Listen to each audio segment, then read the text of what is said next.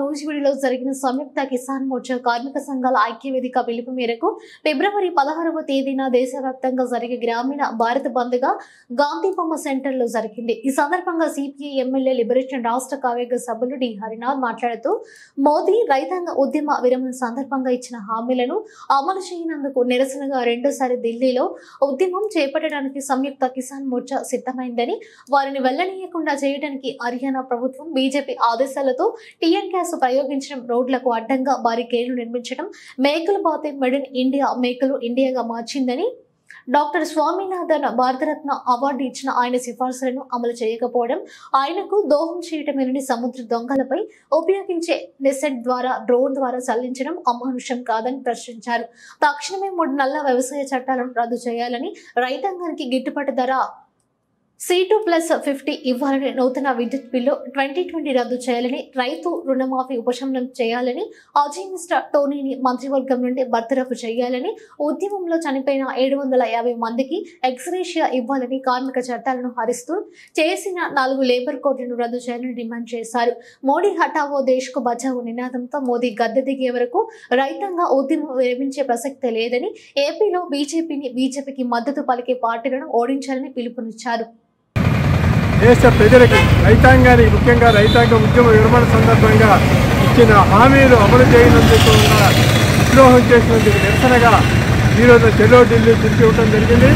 హర్యానా బోర్డర్లో ఈరోజు బీజేపీ ప్రభుత్వం రైతాంగం మీద పరమ పాశవికంగా బాష్పవాయువు ప్రయోగాలు చేయటం, డ్రోన్లతో మరి ప్రమాదకరమైన వాయువుల్ని వాళ్ళ మీద వెదజల్లే పరిస్థితి, ఈరోజు ఒక శత్రువులతో పోరాడే విధంగా భారత సైన్యం నుంచి రైతుల మీద ఈరోజు దాడి చేస్తున్న విధానాలు చాలా దుర్మార్గమైనవి.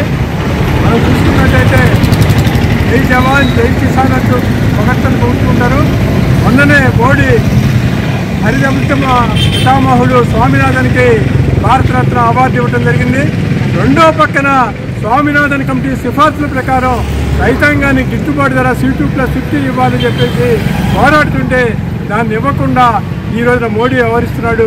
మోడీ ఈ రోజున రామ జపంతో రైతాంగాన్ని, అన్నం పెట్టే రైతాంగాన్ని ఢిల్లీ వీధుల్లో అడుగు పెట్టకుండా మేక్ ఇన్ ఇండియాగా చెప్పుకున్న ఆయన రోడ్ల మీద మేకులు పాతి మరి పెద్ద పెద్ద క్రేన్లు పెట్టి ఈ రోజున రైతాంగానికి ఉద్యమాన్ని నీరు కట్టాలని ప్రయత్నం చేస్తున్నాడు.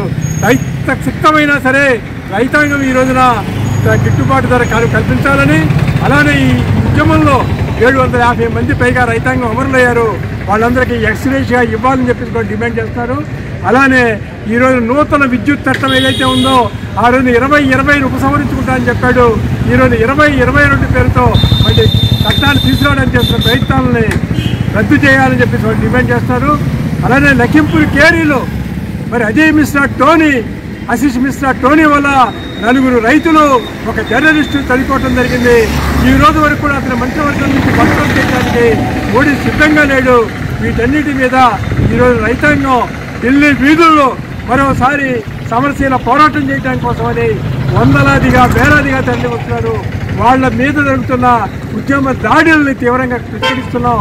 మోడీ హఠావో దేశ్ బచావో, మోడీ హఠావో దేశ్ బచావో అనే నినాదంతో ఈరోజు దేశవ్యాప్తంగా రైతాంగం పెద్ద ఎత్తున ఆందోళన చేస్తున్నారు.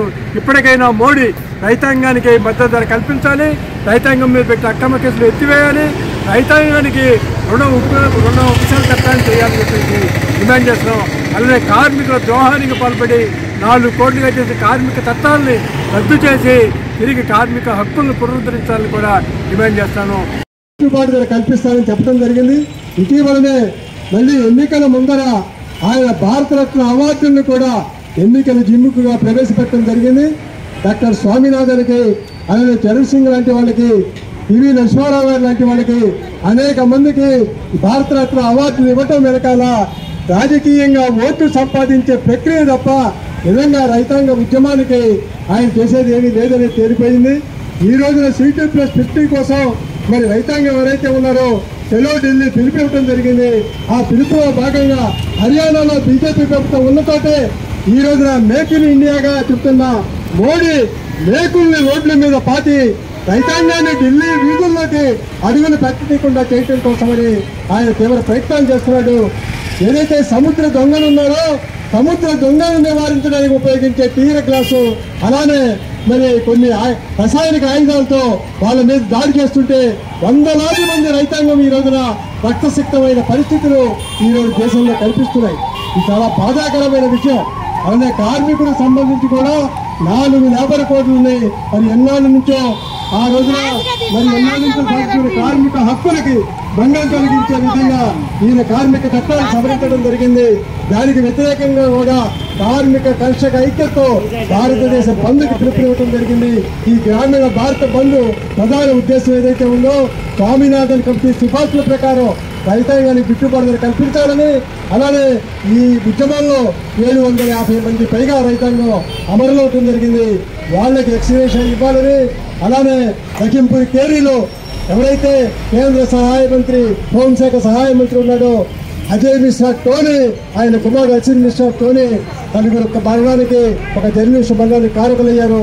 వారిని మంత్రివర్గం నుంచి బర్తరఫ్ చేయాలని చెప్పి డిమాండ్ చేయడం జరిగింది. ఈ రోజున దేశవ్యాప్తంగా జరుగుతున్న ఈ ఉద్యమంలో మీరందరూ పాల్గొని మరి విజయవంతం చేసినందుకు ధన్యవాదాలు తెలియజేస్తూ